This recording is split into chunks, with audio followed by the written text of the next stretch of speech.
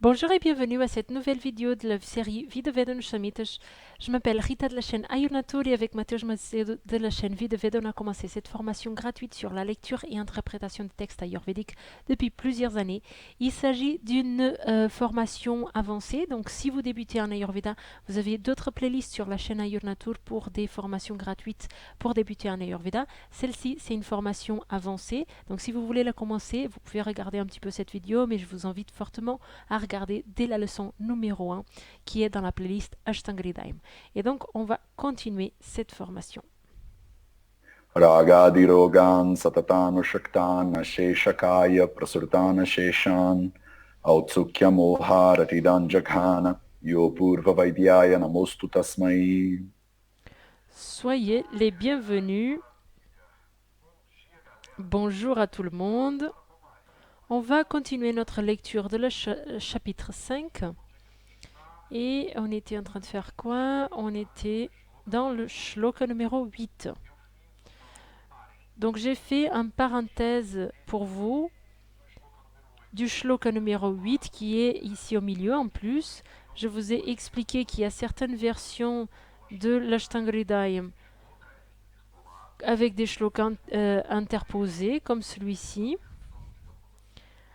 Ce shloka, il n'est pas présent dans la version la plus reconnue de l'Ashtangridayam, donc je vais considérer qu'il est interposé, qu'il est un plus. Et donc on va le retirer de notre version, dans notre version officielle du Vidaveda, dans la traduction qu'on est en train de faire. Ce shloka, il ne sera pas présent. Je ne vais pas le mettre comme shloka officiel. Le shloka 8 officiel, c'est celui-ci, et c'est avec lui qu'on va continuer. Donc l'expectative d'aujourd'hui, c'est qu'on va lire les shlokas 8, 9 et 10.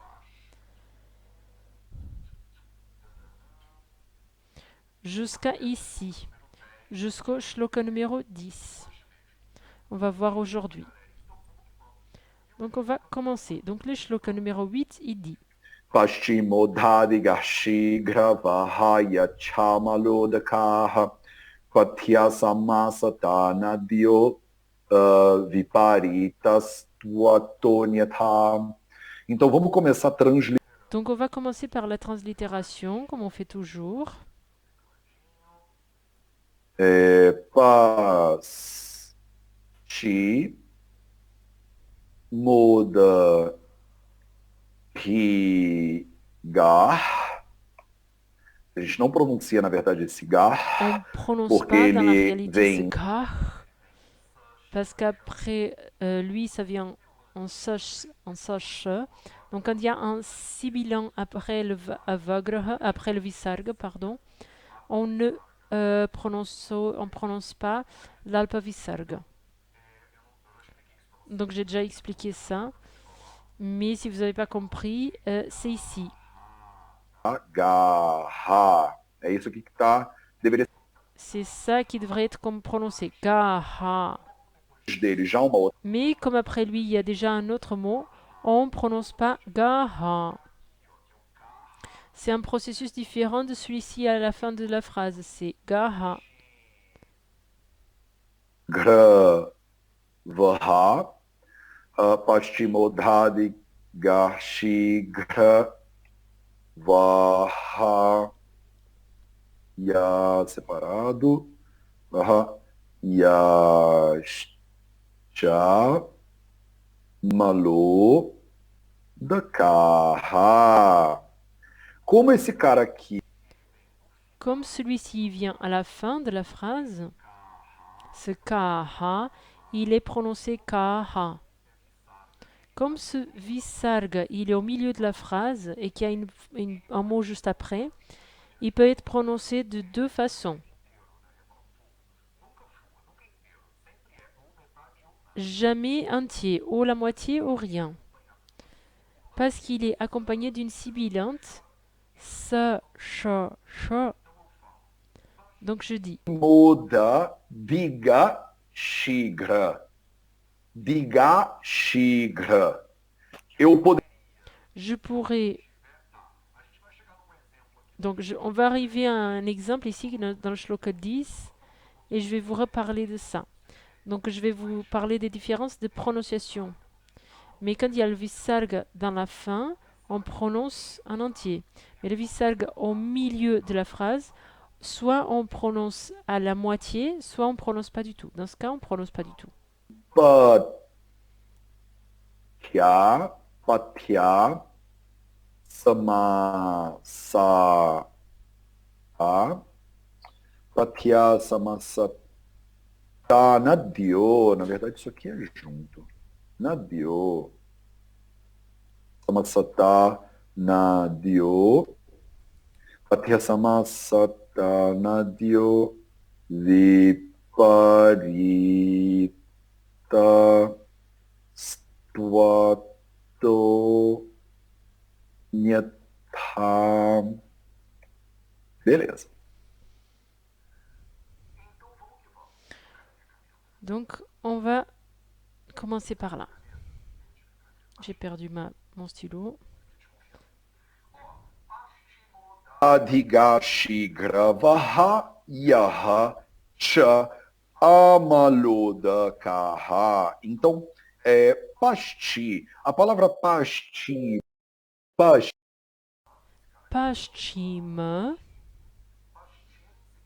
Paschim signifie de l'ouest. Donc c'est une direction. Paschim, c'est de l'ouest. Paschim, Udadi. Udadi, ça signifie des rivières ou des mers. Gaha, ce ga, c'est le verbe aller. Des rivières, des fleuves, pas des rivières, des fleuves, des mers. Ils vont dans une direction de l'ouest. On n'est pas encore compris de qu'est-ce qu'on est en train de parler. Donc c'est de quelque chose qui va dans la direction des fleuves ou des mers de l'ouest. Donc il y a quelque chose qui va dans la direction de l'ouest. Des fleuves de l'ouest, des mers de l'ouest.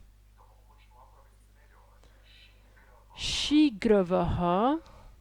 Shigravaha.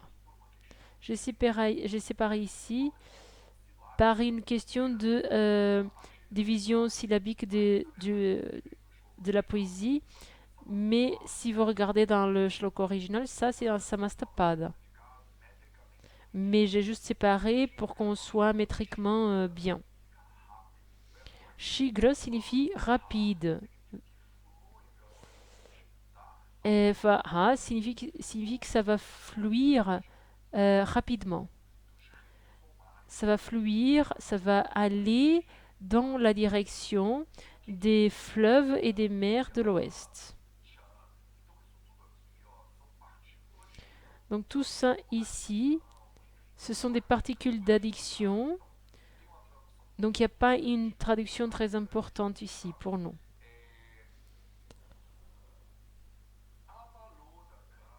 Amalodaka. Amala, udaka. Amala, c'est ce mot ici. Amala.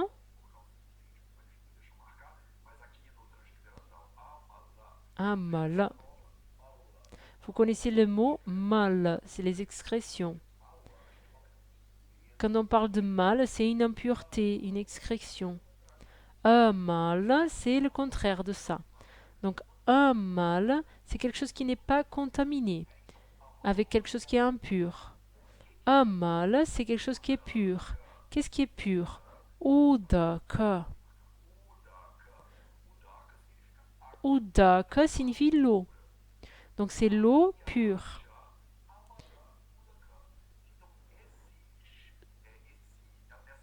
Donc cette chose qui va fluir rapidement dans la direction des fleuves et des mers de l'ouest, ça c'est une eau pure.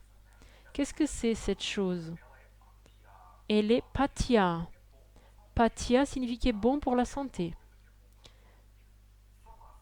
Samasat, un, un résumé ou brièvement, je vais te résumer quelque chose rapidement. Samas, c'est quand vous faites quelque chose de compacté.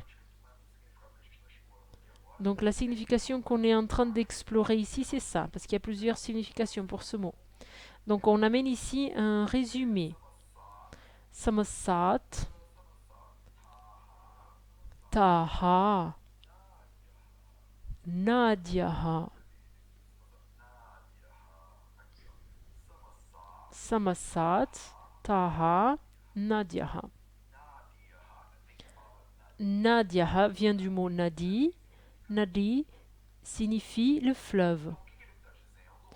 Donc qu'est-ce qu'il dit? Pour résumer,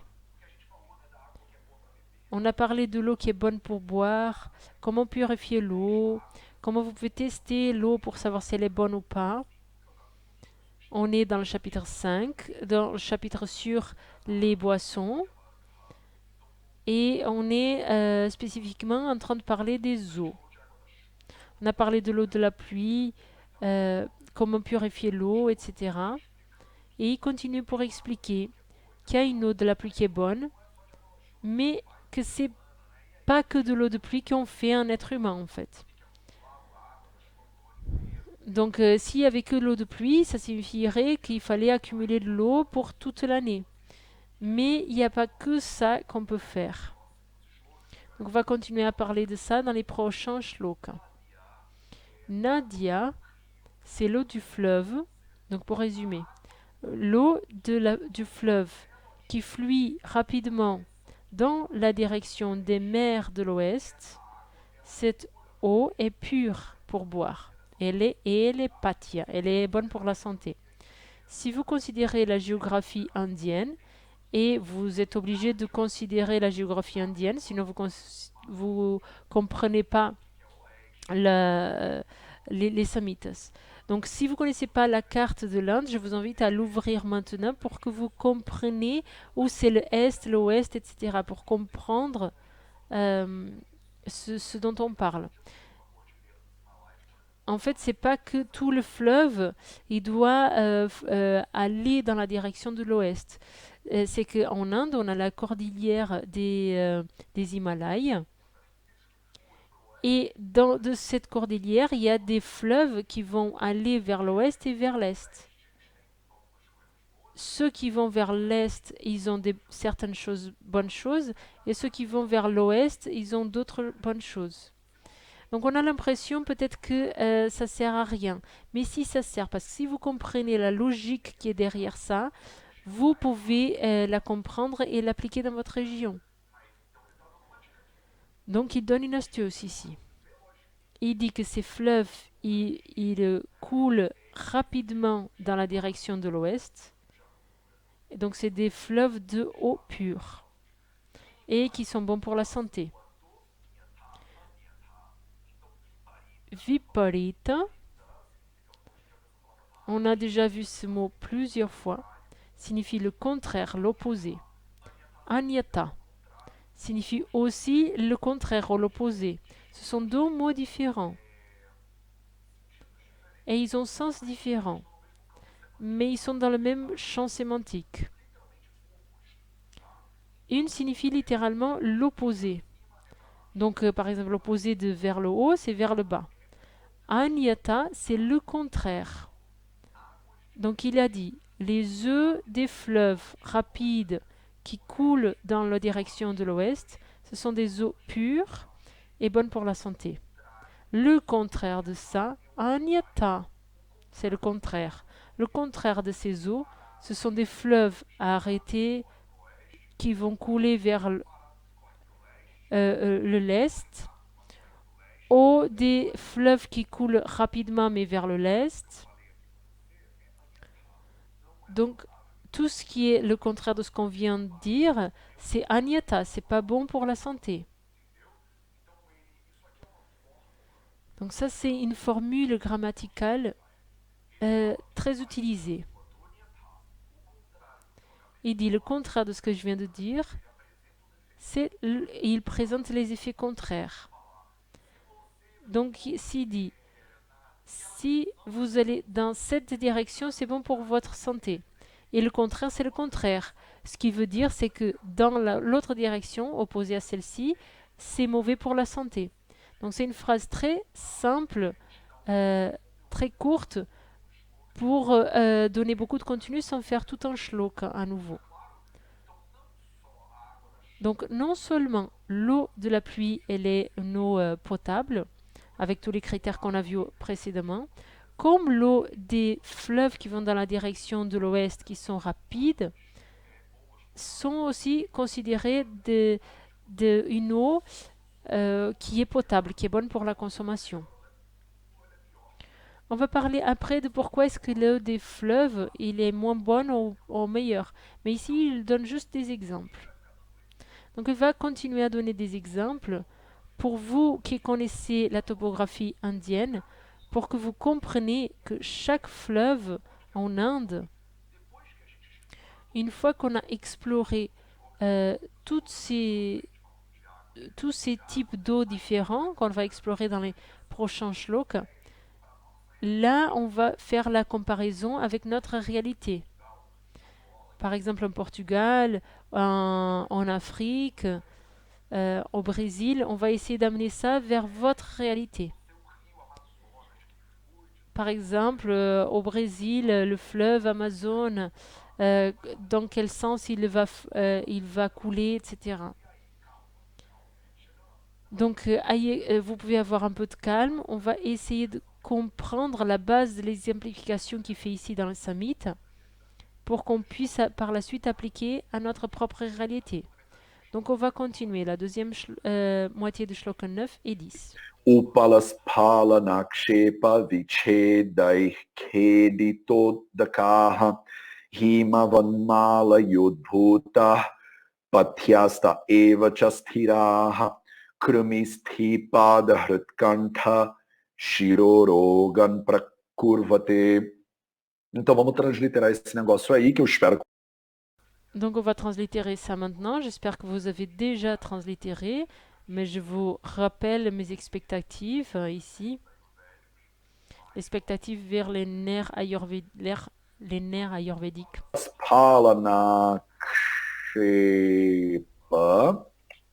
Nakshepa vichedai he dito dakaha. Esse aqui é o shloka, segunda metade do shloka. Deuxième moitié du shloka numéro 9. Donc ici, il y a déjà un exemple de ce que je viens de vous dire sur le visarga. Ça se prononce hai. Donc il y a trois exemples très bons ici. Ici, on a le kaha. Donc ici, on répète, on dit kaha parce que c'est à la fin. Donc le visarga, c'est ces deux petits points. Donc quand il y a un visarga avant une sibilante, ce ou che, vous ne prononcez pas. Et donc ici, c'est encore un autre exemple.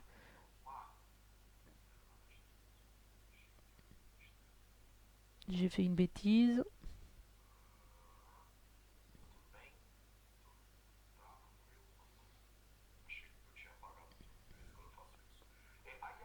Donc ici, il y a un exemple d'un cas que c'est le daihi, ke. Donc vous voyez, il y a un visarga. Et qu'est-ce qu'il y a après le visarga? C'est un sibilant? Non, c'est un que. C'est une consonante qui est mahaprana. Donc ce que, c'est la même chose que le que de la fin, mais avec beaucoup d'air. C'est un alpaprana. Que. Donc comme c'est un que par la suite, on prononce celui et on lui prononce par la moitié. Donc la prononciation correcte. Que de toda carra. Você não vai. Vous n'allez pas m'entendre dire ça, mais si vous portez attention. Pala nakshepa vichedai ke de toda carra. Tem uma. Il y a une petite prononciation. C'est comme un souffle qui sort à la fin. On répète pas le visarga.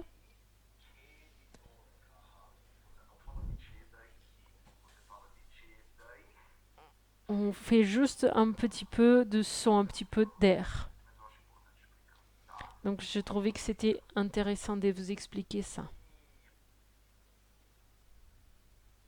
Vanmala Yod, Yod, Bhuta, Bhuta, Patya, Patyastha, Eva, Cha, Kiraha. De novo. Tá cheio de À exemplo de nouveau, missão. il y a plein d'exemples de visarga ici. Aha, mais ici c'est un peu. Le P, c'est une consonante labiale qui n'est pas sibilante. C'est pas sa, ch. Donc on dit alpa visarga. Mala Yod, Bhuta, Patyastha, Eva, Chastiraha. É a pronúncia. C'est la prononciation correcte. C'est très difficile d'avoir un accent pur en sanskrit.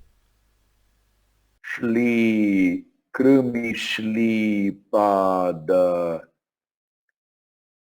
Hurt, Kan, Tha, Krumi, Shli, Pada, Hurt, Kan, Tha, Shiro, Rogan, Shirorogan, para curva T, shloka número 10. C'est le shloka Beleza. numéro 10. Então,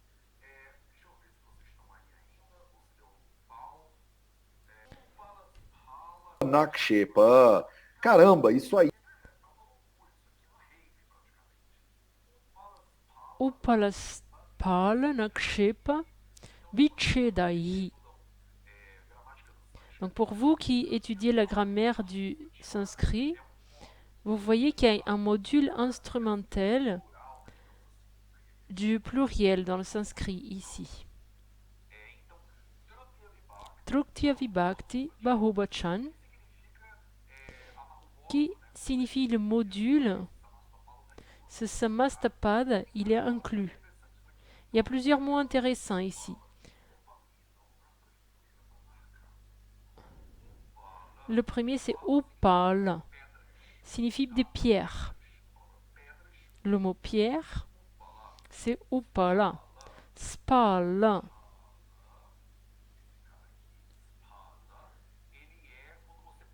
Spal, c'est quand on tape sur quelque chose, une chose contre l'autre chose. En portugais, on dit l'eau molle en pierre dure insiste tellement qu'elle finit par faire un trou. Donc c'est un peu la même idée. Upal, spal, akshepa. Akshepa signifie un processus de secouer beaucoup, perturber. C'est une folie qui est en train de se passer. Il y a quelque chose qui est en train de taper la pierre, qui est en train de créer des événements un peu partout. Vichedai, on utilise ce mot beaucoup en Ayurveda, signifie casser quelque chose. Donc c'est quelque chose qui est en train de taper les pierres avec beaucoup de force, qui est en train de créer une folie. C'est quelque chose qui est en train de faire beaucoup de bruit, beaucoup d'exaltation. Kedi, Kedita, Udaka. Udaka, vous devriez déjà savoir ce que ça signifie parce qu'on a déjà vu ça plein de fois. Udaka signifie de l'eau. Donc presque tous les shlokas jusqu'à présent, ils ont parlé de Udaka. Tout ça, c'est de l'eau. Jal, c'est aussi un autre mot qui signifie eau. Keditodaka, kedita, c'est perturber. Donc c'est une eau qui est perturbée, qui est agitée, qui est folle. Une eau qui est très folle. Himavan. Himavan, Malaya. Himavan et Malaya, c'est deux cordillères qui existent en Inde. Himavan, c'est ce que vous connaissez par Himalaya. Hima signifie froid, c'est un synonyme de shit. Et Himalaya, en portugais on dit Himalaya. C'est Himalaya. C'est l'endroit du froid, littéralement ce que ça veut dire. Donc désolé, ça pourrait être un nom très exotérique, etc. Mais en réalité, ça signifie seulement endroit froid.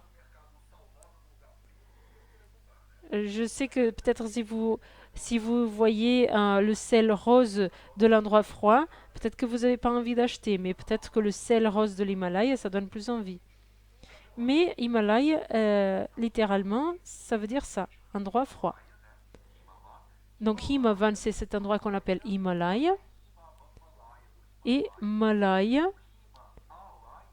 le Himalaya, ce mot ici, c'est pas alaya. Le mot alaya, c'est endroit. Malaya, c'est un autre mot, signifie une cordillère montagneuse du sud de l'Inde.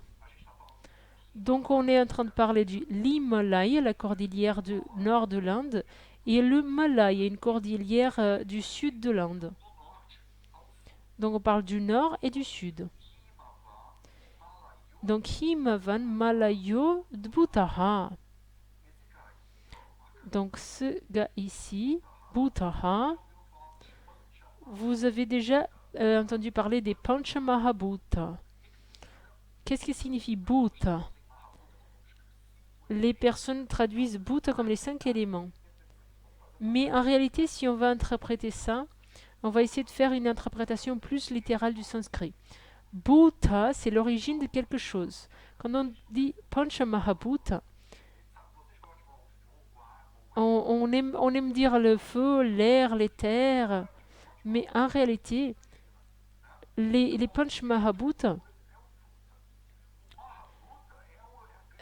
le, les Panchamahabhuta, c'est là d'où tout s'origine.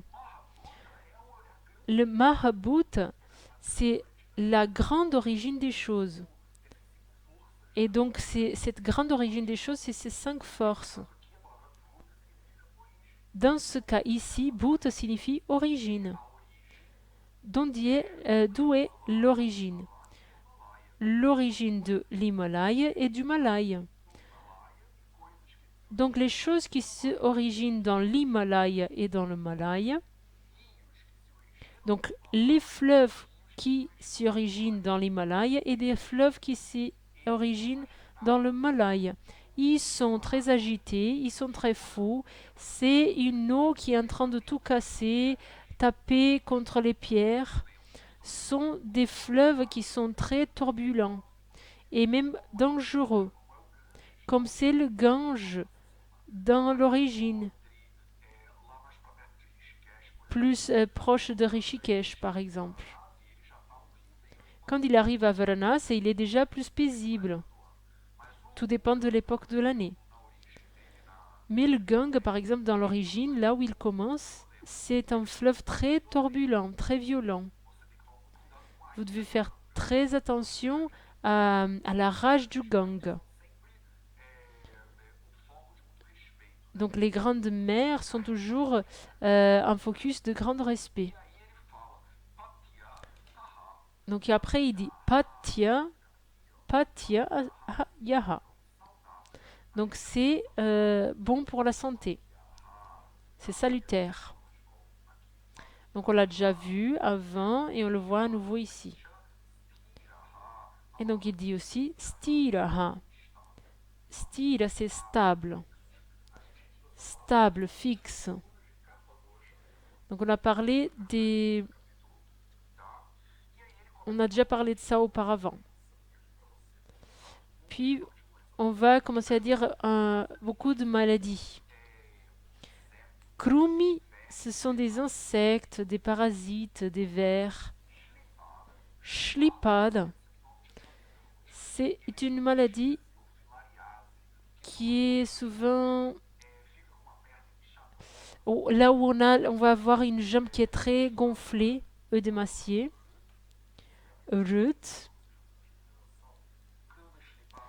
Krummeschlipad Rut. Rut signifie le cœur, donc des problèmes cardiaques. Kanta, c'est la gorge, des problèmes de gorge. Shiras, Shiro, c'est la tête. Rogan, c'est maladie. Donc des maladies des vers, parasites, des problèmes liés à cette jambe qui est œdémaciée,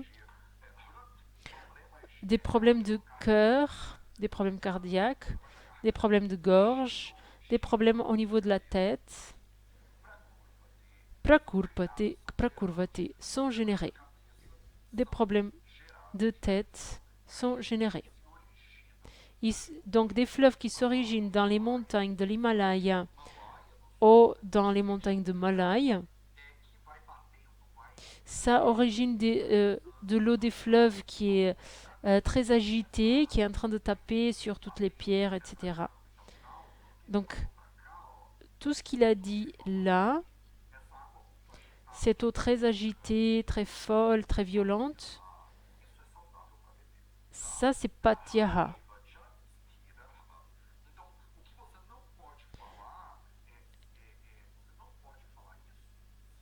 Donc vous ne pouvez pas dire ça si ces eaux-là, si ces eaux elles deviennent stira, si elles deviennent arrêtées, si elles deviennent très stables, sans bouger, là c'est là qu'ils commencent les problèmes. Donc tant que les eaux elles sont très agitées, c'est bon pour la consommation. Quand elles s'arrêtent, quand elles deviennent très stables, là commencent les problèmes. Donc ces fleuves qui coulent très rapidement sont bons. Donc les eaux des cordillères des Himalayas et des Malayas sont bonnes pour la santé le temps qu'elles sont très agitées. Le moment où ces eaux elles commencent à stagner, à s'arrêter, à être un peu plus stables, ça génère tout un tas de maladies, comme par exemple ces maladies qu'on vient de lister ici. Donc il y a une série de maladies possibles si vous buvez de l'eau du Gange au moment où elle est stagnée, par exemple. Donc ces eaux-là, elles ont beaucoup de mouvement. Donc le mouvement, les eaux très agitées et les fleuves turbulents sont aussi une méthode de purification possible pour les eaux. L'eau en elle-même, peut-être qu'elle n'est pas très bonne pour la santé, mais si cette eau, elle vient d'un fleuve qui bouge beaucoup, ça signifie qu'il est en train d'aérer l'eau. Ce choc constant avec les pierres, ça va aérer l'eau. Et donc quand on aère l'eau, l'oxygène va rentrer, donc il va tuer des bactéries, etc. Donc la bonne chose de cette eau, c'est qu'elle est agitée. Au moment où elle s'arrête, la vie commence à proliférer. Donc, si on a de l'eau dans un fleuve vivant, comme tous ces fleuves, il y a beaucoup de maladies qui peuvent commencer par contamination, par vers, par parasites. Donc tout ça, c'est le reflet de ce que le Charaka Samhita explique. L'Ashtanga Hridayam, tout comme le Charaka Samhita, il parlait déjà à cette époque-là de parasites de façon très intéressante. Et il savait que l'eau, tant qu'elle était agitée, elle était en train d'être purifiée. Au moment où elle arrête, vous faites une accumulation de parasites, de bactéries, etc. Et cette eau, elle n'est plus bonne pour la consommation humaine. Donc c'est intéressant de commencer déjà à arrêter et penser à votre propre réalité. Parce qu'ici, c'est en train de parler de fleuves que peut-être ne vous importent pas. Mais peut-être que vous devez vous adapter au fleuve qui est à côté de vous. Comprendre d'où il est venu, comment il bougeait. Donc c'est potentiellement un vecteur de bonne eau ou de mauvaise eau. Mais par contre, il faut le capter, il faut capter cette eau à l'endroit où cette eau elle est en train de bouger. Donc on a commencé ici à donner plus d'exemples d'eau qui sont aussi potables. Parce que l'eau de pluie, c'est la meilleure de toutes, mais elle n'est pas toujours disponible. Si vous vivez dans l'Himalaya, par exemple, j'ai déjà passé un certain temps dans l'Himalaya, et là, on ne buvait pas de l'eau de pluie, on buvait de l'eau de l'Himalaya, de l'eau du fleuve. Et j'ai été même malade parce que j'ai bu de l'eau de là-bas. J'ai déjà raconté cette histoire plusieurs fois. J'ai déjà vécu ça, donc j'étais en train de méditer en haut de l'Himalaya et je suis tombée gravement malade et on a réussi à me récupérer vers le bas parce que j'étais malade justement pour avoir bu cette eau-là. C'est important de comprendre ça parce qu'il y a des fleuves comme ça partout dans le monde en fait. Donc juste le fait d'avoir ce fleuve qui est en train de bouger dans tous les sens, de taper les pierres, etc., euh, meilleur ça va être cette eau. Plus l'eau elle va être stagnante, moins bonne elle va être. Et pourquoi on parle de l'ouest et de l'est? Parce que ça a un impact sur la rapidité de l'eau. Toujours quand c'est une eau qui est stagnante, c'est dangereux. L'eau de puits, l'eau de lac, on va arriver là, on va boire. Ce ne sont pas des eaux qui sont très bonnes pour la consommation parce qu'il y a un potentiel de contamination qui est très grand. Donc c'était de ça que je voulais parler aujourd'hui. Donc je vais maintenant vous demander les devoirs. Le premier devoir, c'est translittérer les shlokas 11 et 12. Translittérer pour la prochaine leçon. Deuxième devoir, vendredi et lundi, vous devez rentrer à nouveau dans la vidéo pour regarder, réviser vos notes. Le contenu va continuer à accumuler et si vous ne révisez pas, vous allez vous sentir perdu. Troisième devoir, tous les jours, 1 minute, il faut faire un sampradana, lire simplement le shloka, lire lentement, même si c'est difficile. 5 minutes si vous avez besoin de 5 minutes pour lire lentement. 5 minutes tous les jours. C'est 1105 minutes par an. Je vais prendre la calculatrice ici pour voir ce que ça donne. 365 fois 5. 1825. Donc ça veut dire 30 heures d'études.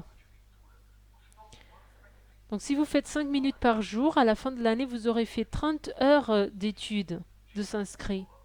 Et ça accumule, ça vaut le coup. Tous les efforts que vous faites petit à petit tous les jours, ça vaut la peine. Donc si vous essayez de lire le shloka, ça vaut le coup. É assim. C'est comme ça que ça commence. J'ai commencé comme ça, vous allez commencer comme ça. Si vous ne commencez pas, vous n'allez jamais améliorer. Si vous commencez aujourd'hui, c'est moins un jour que vous avez perdu. Donc profitez et lisez tous les jours un petit peu de Sampradana tous les jours. C'est pas important si vous pensez que vous lisez mal, c'est pas important si vous n'êtes pas à l'aise, ça va venir avec le temps. Donc ici, c'est le prochain shloka que vous devez translittérer si vous voulez regarder. Donc vous pouvez faire un print screen et après vous pouvez faire la translittération. Vous pouvez donc translittérer ces shlokas. Je vous attends. Satatan Shaktan Sheshakaya Prasrutana Sheshan Hautsukyam Oharatidanjakana Yo Purva Vaidyaya Namostu Tasmai Vishajam Sadhu Vritanam Bhadramagama Shalinam Abhyasta karmanam bhadram bhadram bhadrabilashinam.